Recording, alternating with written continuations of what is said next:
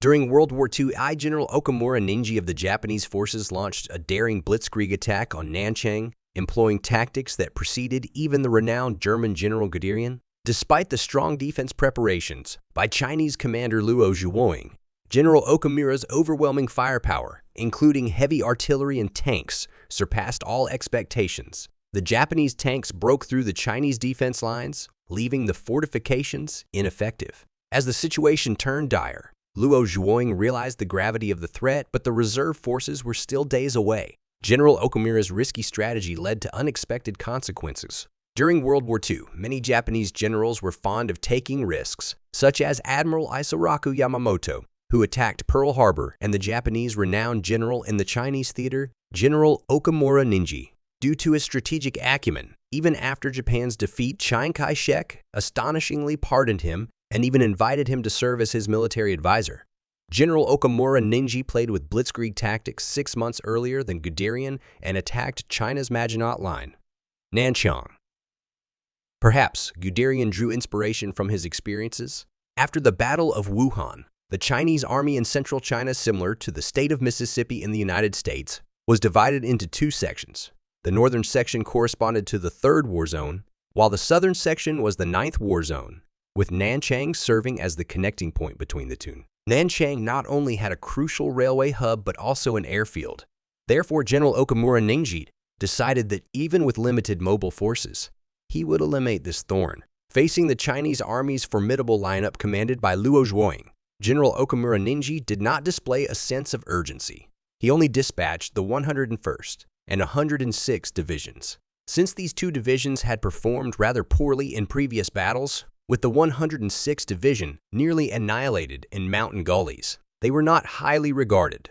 When it was learned that they were tasked with attacking heavily fortified Nanchang, both the Tokyo headquarters and the Japanese Central China Expeditionary Army headquarters were taken aback, believing that General Okamura was overworked, leading to a decline in his intelligence. In the face of skeptical gazes from superiors, General Okamura confidently waved his hand, saying, "Don't worry, I have a plan. If I didn't, I wouldn't be in this position." On March 8th, the 9th War Zone received a telegram from Chiang Kai-shek, stating that the Japanese were about to attack Nanchang. To preemptively strike, the preparations should be completed within 2 days, followed by an offensive 7 days later. After reading Chairman Chiang's order, Luo Zhuoying could only laugh bitterly. The newly recruited soldiers in the 9th War Zone had just completed their training, and it was a time of inadequate resources. 2 days were simply insufficient for preparations. Therefore, he sent a response requesting to delay the attack for at least 2 weeks. Luo Zhuoying's viewpoint had its reasons. If the troops were rushed into an attack without proper preparation, the assault teams consisting mostly of new recruits would likely collapse on the spot, leading to a greater crisis. In short, while the performance of the Chinese army was unsatisfactory, General Okamura's brutality exceeded the capacity of the 9th War Zone to withstand. According to Luo Zhuoying, the defense deployment in the front line of Nanchang is very tight. Even if the Japanese army breaks through a point of the defense line, it would take several days to reach the outskirts of the city, based on their advance speed. During this time, the reserve forces can be called in to plug the gap and launch a defensive counterattack. Seeing Luo Zhuoying's strong defense, the 101st Division of the Japanese army felt a bit discouraged and went to complain to their superiors. Faced with the concerns of his subordinates, General Okamura Ningji seemed very relaxed. He disdainfully told the 101st Division that they should just rest assured and start the attack. If the weather is clear, the battle might last for 7 days, and if it rains, they could take down Nanchang in just 1 or 2 days. General Okamura knew how to handle the situation. He assigned them the main attack task to gain some glory, and both division commanders understood this. However, trusting their combat capabilities to such an extent also put immense pressure on them.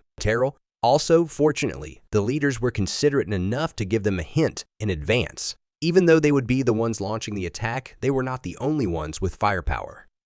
They must follow his orders during the battle. On March 17th, a week before Luo Zhuoying's planned offensive, General Okamura Ningji launched a preemptive strike. The situation unfolded as expected, with the Japanese using heavy artillery to pave the way. However, what Commander Luo did not anticipate was the overwhelming firepower brought by General Okamura. Typically, when the Japanese attacked, they would use their own mortar and artillery units, with larger campaigns involving artillery regiments under division command.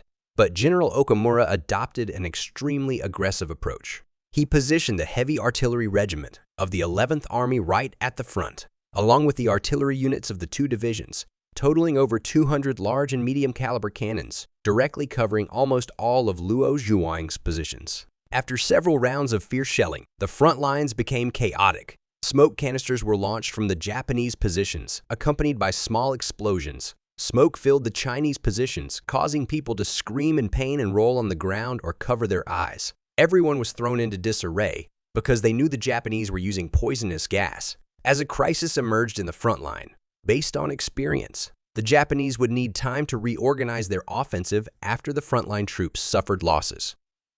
Additionally, their heavy artillery units would have to be pushed forward. Since the 9th War Zone had already destroyed the major roads, it would take the Japanese engineers several days to lay new roads for their artillery.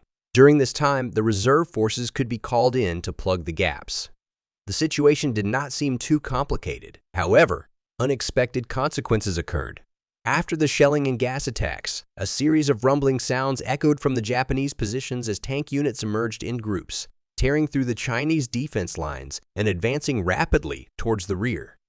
Many new recruits were left stunned. They had never even ridden in a car, let alone knowing how to deal with armored formations. Faced with the fierce assault, the unfortunate soldiers had no choice but to drop their rifles and turn to escape. It was later revealed that General Okamura Ningji had concentrated 76 medium tanks, 59 light tanks, and armored vehicles under the 11th Army. Such a high-density armored assault was unprecedented in world history, preceding even the famous German General Guderian's achievements in World War II by 6 months. The fortifications that Luo Zhuoying painstakingly dug proved to be almost useless, quickly left behind by the Japanese as their tank units broke through and advanced towards Nanchang. Receiving one urgent telegram after another, Luo Zhuoying finally realized that the situation might be dire. According to the plan, the reserve forces would still take several days to arrive. But the Japanese tanks had already penetrated deep into the rear of the front line. Everyone painted a grim picture, knowing that their only option was to scatter and flee with no other solution in sight. Being breached by the enemy right at the beginning of the war, Luo Zhuoying's mood reached its lowest point. But what no one could have anticipated was that the headquarters of the 11th Army, commanded by General Okamura Ningji, was also filled with tension and even heavier than his mood.